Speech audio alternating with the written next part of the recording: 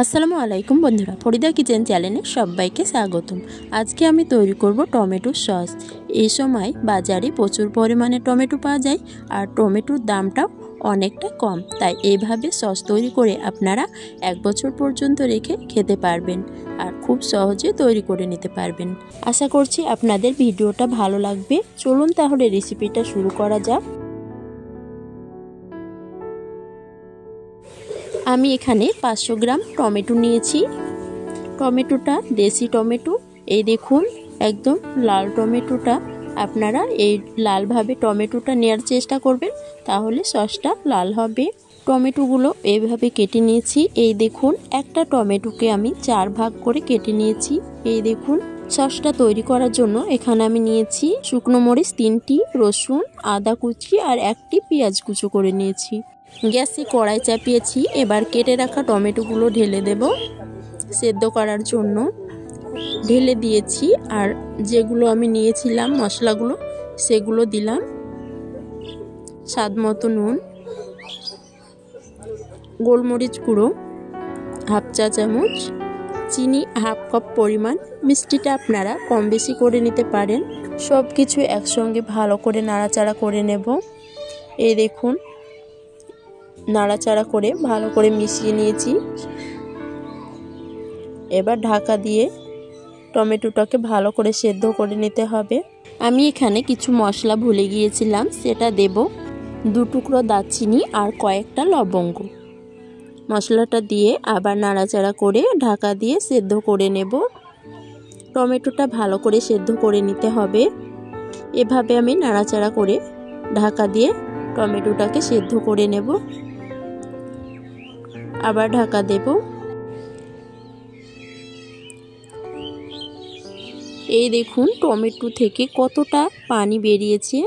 এই টমেটোর পানিতেই টমেটোটা ভালোভাবে সেদ্ধ হয়ে যাবে। এভাবে আমি মাঝে মাঝে ঢাকা দিয়ে টমেটোটাকে ভালো করে সেদ্ধ করে নিয়েছি। এই দেখুন, টমেটোটা ভালো মতো সেদ্ধ হয়ে গেছে। টমেটোতে কোনো পানি দেওয়ার দরকার নেই। টমেটোর পানিতেই টমেটোটা ভালো মতো সেদ্ধ হয়ে যাবে। গ্যাসটা বন্ধ করে দিয়েছি। এবার টমেটো রান্নাটা ভালো করে ঠান্ডা করে নেব, দিয়ে পেস্ট করে নেব। আমি এখানে মিক্সি জার নিয়েছি, এটাতেই আমি পেস্ট করে নেব। আপনাদের কাছে যদি মিক্সি জার না থাকে তাহলে ঘুটনি দিয়ে এটাকে ঘুটে নিতে পারেন, তাহলে এটা একদম পালিশ হয়ে যাবে। এই দেখুন, আমি মিক্সি জারে পুরোটা ভরে নিয়েছি। এবার পেস্ট করে নেব। এই দেখুন, টমেটোটা আমি পেস্ট করে নিয়েছি। এবার ঢেলে নিয়েছি। এবার টমেটো পিউরিটাকে আমি ছাকনা দিয়ে ছেঁকে নেব। এরকম একটা ছাকনা নিয়েছি, এটাতেই আমি টমেটো পিউরিটাকে ছেঁকবো। টমেটো পিউরিটা ছেঁকে নিলে একদম মসৃণ হবে। এই দেখুন, এইভাবে আমি পুরো টমেটো পিউরিটাকে ছেঁকে নেব। এভাবে আপনারাও টমেটো পিউরিটাকে ছেঁকে নেবেন, তাহলে আপনারা এই টমেটো পিউরিটা একদম ফ্রেশ টমেটো পিউরি পাবেন। এইভাবে আমি পুরো টমেটো পিউরিটাকে ছেঁকে নিয়েছি। এই দেখুন, টমেটো পিউরিটা পুরোটা ছেঁকা হয়ে গেছে। এই দেখুন কতগুলো গোটা বেরিয়েছে, এগুলোকে আমি ফেলে দেব। সস তৈরি করার জন্য টমেটো পিউরিটা আমি পেয়ে গেছি। এবার আমি সসটাকে তৈরি করে নেব। আবার গ্যাসে কড়াই চাপিয়েছি। এবার টমেটো পিউরিটা ঢেলে দেব। গ্যাসের আঁচটাকে লো টু মিডিয়াম করে টমেটো সসটাকে তৈরি করে নিতে হবে। অনবরত নাড়তে থাকতে হবে, নাড়া বন্ধ করলে হবে না, না হলে টমেটো সসটা কড়াইতে লেগে যেতে পারে। এইভাবে আমি নাড়াচাড়া করে টমেটো সসটাকে তৈরি করে নেব। এই দেখুন, 10 মিনিট মতো জাল করে নিতে হবে, তাহলে টমেটো সসটা তৈরি হয়ে যাবে। এই দেখুন, এইভাবে আমি নাড়াচাড়া করে টমেটো সসটাকে তৈরি করে নেব।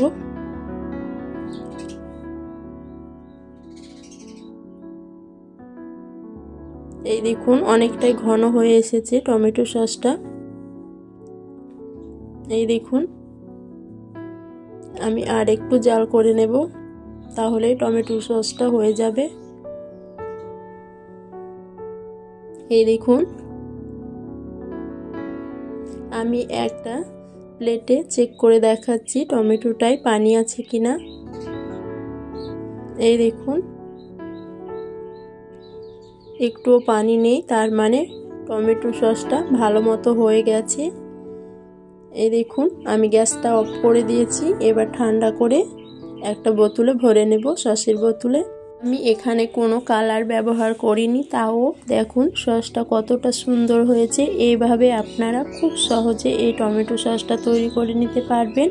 এই দেখুন কতটা সহজে এই টমেটো সসটা তৈরি করা হয়ে গেল। আমার এই টমেটো সসের রেসিপিটি যদি আপনাদের ভালো লেগে থাকে, লাইক, শেয়ার, কমেন্ট করতে ভুলবেন না। আর আমার চ্যানেলটিকে সাবস্ক্রাইব করার অনুরোধ রইল। ভালো থাকবেন, সুস্থ থাকবেন। আল্লাহ হাফেজ।